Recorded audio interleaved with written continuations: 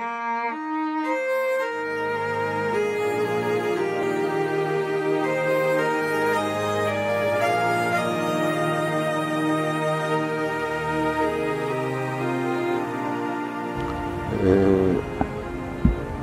peux dire sans rentrer dans les détails que nous sommes des amis sans discontinuité depuis plus de 60 ans. Vous pouvez faire la différence. Plus de 60 ans, on est pratiquement dans les années 58 et ainsi de suite. Ah, tout petit, il était comme les jeunes enfants de notre âge à l'époque. En aucun moment, nous avons été des amis de classe. On jouait au football, on allait manger chez les mamans et on s'entretenait comme les tout petits enfants. Ça, c'est Tchang. À Douala, il était à Nudedo. J'étais tantôt à Yabassi et tantôt à Bessengue. On partageait les mêmes plats. Quand je vais à Dedo, quand lui-même vient au quartier Yabassi ou bien au quartier Bessengue, on partageait les mêmes plats.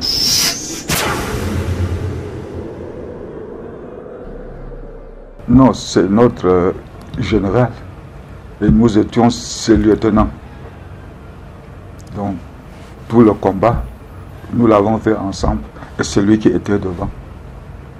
Il était devant et nous avions dans le groupe un ancien inspecteur de police de l'époque qui nous disait attention, si on va à gauche là c'est dangereux parce que le rapport de police sera comme ça et ça va jouer contre nous.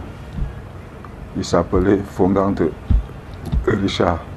Il était courageux, il a eu un courage de faire et il a tout perdu à cause de ça.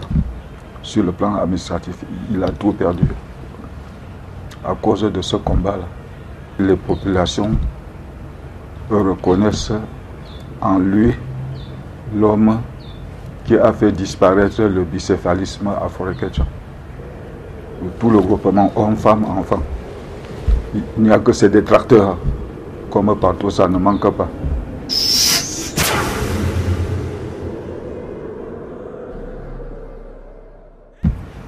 À l'époque, il était inspecteur général au MINDIP chargé des questions administratives. Quand on lance donc les élections, nous avions besoin de quelqu'un qui pouvait quand même nous représenter. Et ce n'est pas nous qui voyons cela, mais les autres aussi étaient pour qu'il porte sa candidature. Donc grâce à tous ses appuis, il a porté sa candidature et il a été soutenu par le groupement Forékétcha, par les 3F et quelques conseillers de la ville.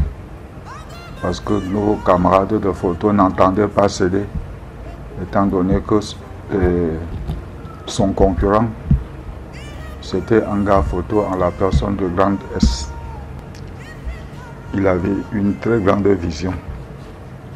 D'abord, il luttait contre le désordre urbain qui s'est installé encore en force aujourd'hui. Parce que je dis que ça s'est installé en force. Même les voitures qui chargent en bordure de la route, là, il avait déjà combattu ça. Jusqu'à ce que chaque transporteur avait compris que je dois rentrer dans la gare routière et charger mes passagers. La circulation était fluide. Deuxième chose, il pensait également à un mini barrage électrique ici au niveau de l'IFOC pour pouvoir alimenter la gare routière, une partie de la ville et une partie de Forékétcha. Le dossier était déjà bien avancé. C'est après qu'on ne sait pas comment ça s'est passé. Et également, il a lutté pour que la place de l'indépendance revienne aux populations de la ville de Tchang. Il a lutté.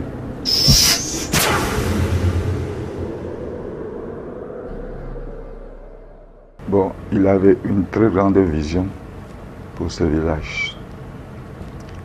Les premières actions le montrent. ces premières actions, c'est quoi? C'est d'abord le désencombrement. Ensuite, l'électrification. Vous vous rendez compte aujourd'hui que la communauté Bororo, qui est là-bas depuis plus de 40 ans, a la lumière aujourd'hui grâce à lui.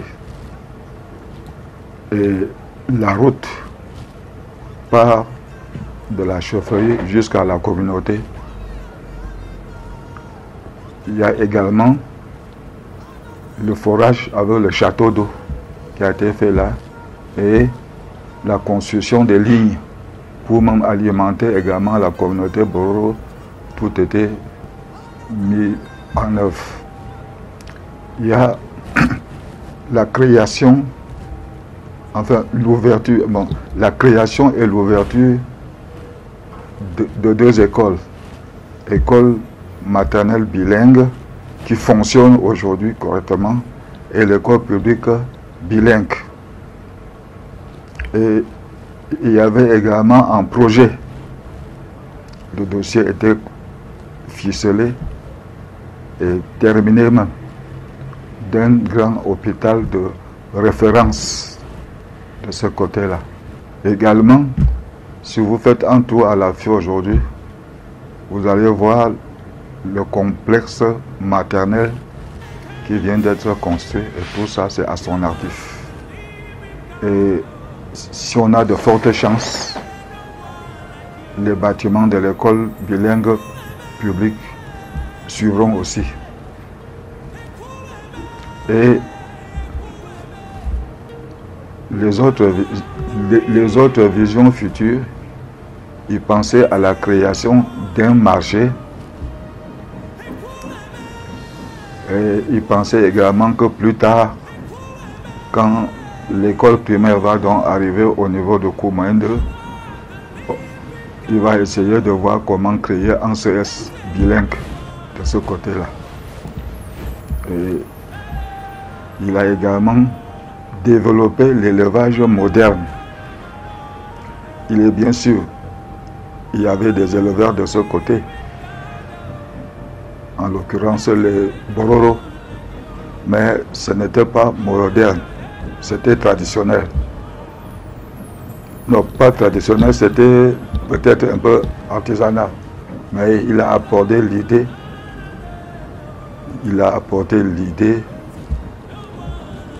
d'un élevage moderne. Il est parti très vite. Comme on dit, la mort l'a surpris, parce qu'il y avait encore beaucoup de chantiers. Il y a deux problèmes. Nous autres, ses proches, nous ferons tout ce qui est de notre pouvoir pour que certains puissent exister.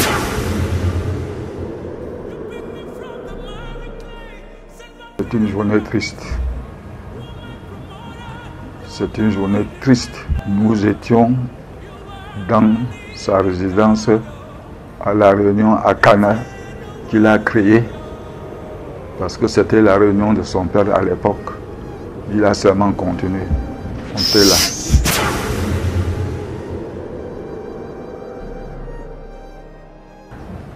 Bon, nous sommes en train de nous battre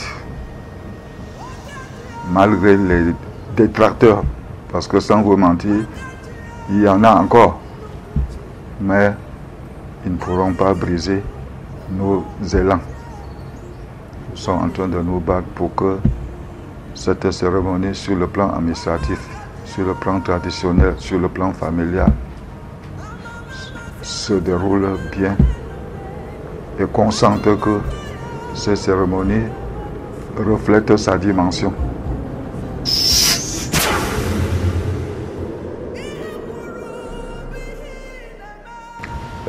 C'était un couronnement sur le plan administratif, mais les détracteurs qui ont monté le coup pensaient que tout est fini pour lui.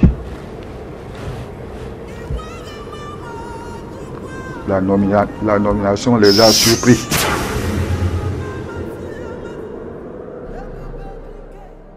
Je leur prodigue des conseils et je leur dis attention, si vous allez à gauche, il y a danger.